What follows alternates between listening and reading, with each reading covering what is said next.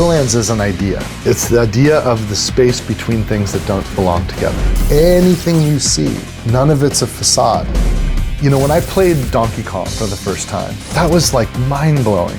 What? Oh my God. Japanese magic also inspires me as a magician.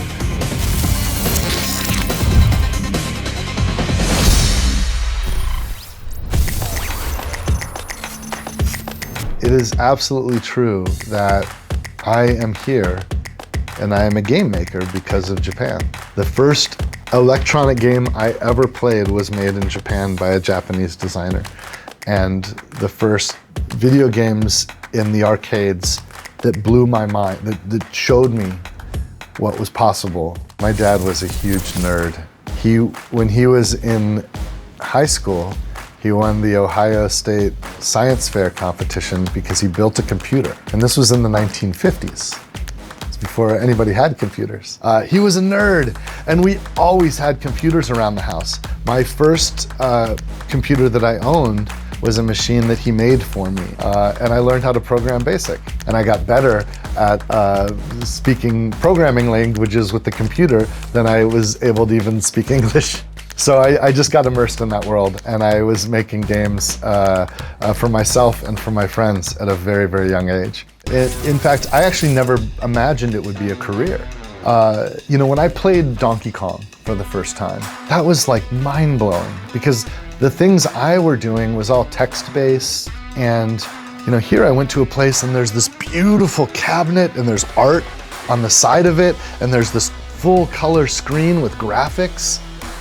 Like, I don't know how that like, there must be some chocolate factory somewhere with a chocolate river and Oompa Loompas, and a process happens on the other side, this thing pops out.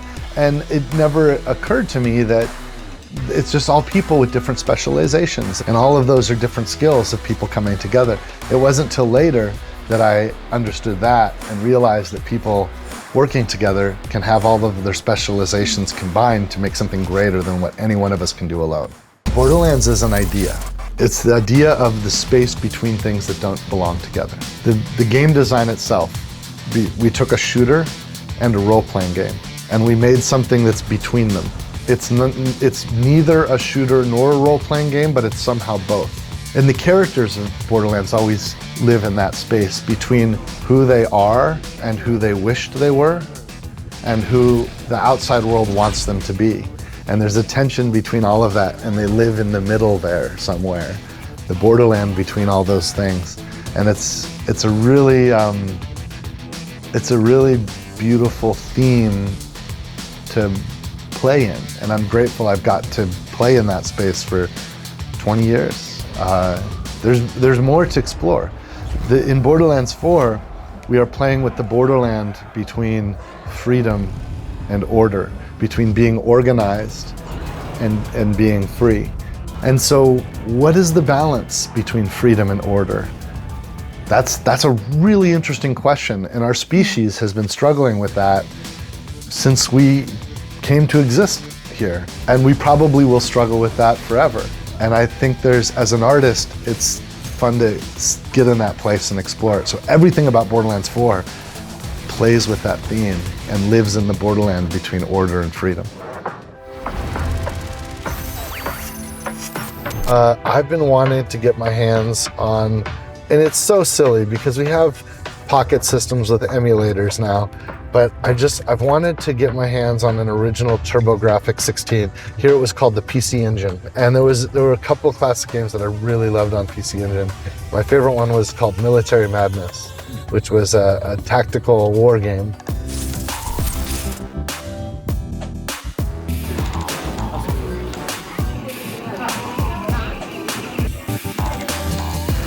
I love the guys falling out of the towers.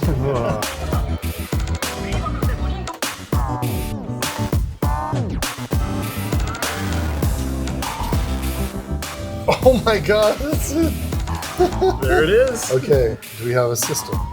Now we Do need have a system. a portable? Oh my God, dude. Let's try it. Yes! It works! Oh my gosh. Dude, I mean, You have to. this is happening. Holy Grail. I don't know how you did it, but they had Nectaris. They had the PC Engine game. Got the PC Engine.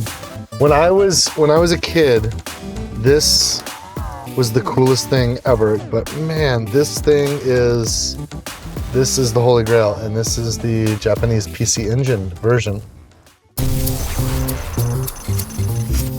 Hide, the magician, who I've seen before here, and I have a magician's magazine called Genie Magazine, and about 6 months ago, we put Hide on the cover. So he's been on the cover of my magazine. And yeah, I love him.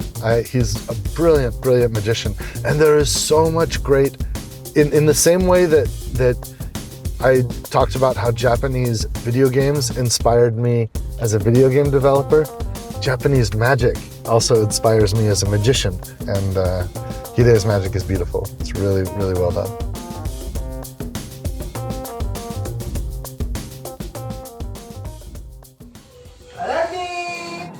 Hi, Hide. So good to see you. Hide is the best, and the master in his house.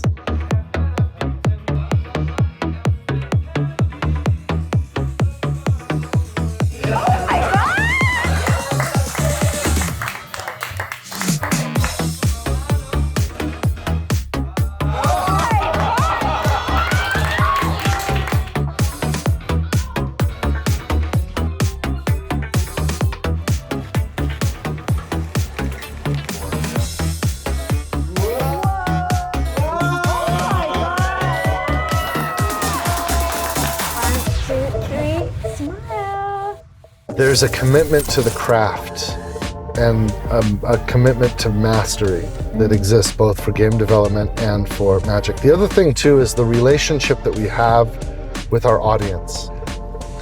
We ask our audience to come along with us, to follow our rules and come along. And if they play by our rules and join us, that we promise that we'll give them something. And in video games, we give them surprise and delight and wonder and a sense of gratification and a sense of accomplishment. And along with all the experiences of storytelling, it's very similar to what we give you in Magic, surprise and delight and wonder. And it's really neat how similar they are. So I'm still growing as both a game maker and as a magician. And I love them both. And they're kind of two sides of the same coin in many respects. You know, one of the things I'm really proud of with the seamless world of Borderlands 4 is that anything you see, none of it's a facade. It's all a real place in the environment that you could get to and explore and experience. If you see a distant mountain with rocky crags on the top, you can get there. If you see a vast landscape of plains out miles and miles away, you can get there and explore and experience that. In the past games, those kinds of things would just be fake backgrounds. They're just drawn onto the background and it's only the foreground that you could experience. But all of those backgrounds are actually part of the actual world that you can explore yourself. That's one thing I love about Japanese culture is there's an appreciation that things that exist that are made, like people can make things. And when we care about our craft and we get, you know, really committed to what we're trying to craft, that you can feel the heart of the creator in the object or in the thing or in the experience. And that is very, like, that's ingrained in Gearbox culture, or games made here in Japan, like Donkey Kong from Nintendo. And throughout my life, I've just been inspired and moved by the work of Japanese creators.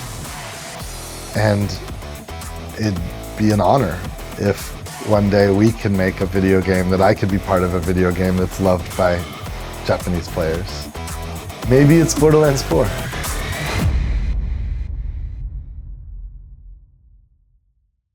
Heard you were rounding up some vault hunters.